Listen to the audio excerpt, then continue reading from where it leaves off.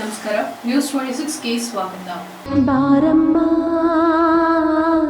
ಬಡವರ ಮನೆಗೆ ದಯ ಮಾಡಮ್ಮ.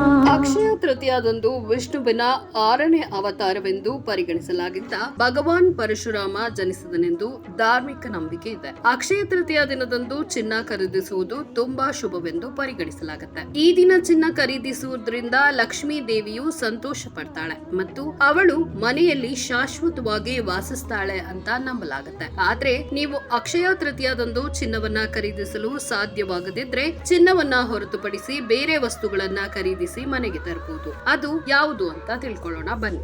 ಬಾರಮ್ಮ ಬಡವರ ಮನೆಗೆ ದಯ ಮಾಡಮ್ಮ. ಅಕ್ಷಯ ತೃತೀಯದಂದು ಚಿನ್ನದ ಬದಲು ಏನನ್ನ ಖರೀದಿಸಬೇಕು? ಅಕ್ಷಯ ತೃತೀಯದಂದು ನೀವು ಚಿನ್ನವನ್ನ ಖರೀದಿಸಲು ಸಾಧ್ಯವಾಗದಿದ್ರೆ ಅಥವಾ ಚಿನ್ನ ಬೇಡದಿದ್ರೆ ಈ ದಿನದಂದು ಬೆಳ್ಳಿ, ಪ್ಲಾಟಿನಂ, ಹವಳ, ಪಚ್ಚೆ, ನೀಲಮಣಿ ಅಥವಾ ತಾಮ್ರ ಅಥವಾ ಹಿತ್ತಾಳೆ ಪಾತ್ರೆ, ಬಾರ್ಲಿ, ಹಳದಿ, ಸಾಸಿವೆ, ದಕ್ಷಿಣವರ್ತಿ ಶಂಖ, ಶ್ರೀಯಂತ್ರ ಅಥವಾ ಕೊತ್ತಂಬರಿ ಬೀಜಗಳಂತಹ ಇತರ ಶುಭ ವಸ್ತುಗಳನ್ನ ಖರೀದಿಸಬಹುದು. ಇದಾಗಿತ್ತು ಈ ಹೊತ್ತಿನ ವಿಶೇಷ. ಇನ್ನಷ್ಟು ಸುದ್ದಿಗಾಗಿ ನೋಡ್ತಾ ಇರಿ ನ್ಯೂಸ್ 26 ಕನ್ನಡ. ನಾವು ನಿಮ್ಮೊಂದಿಗೆ.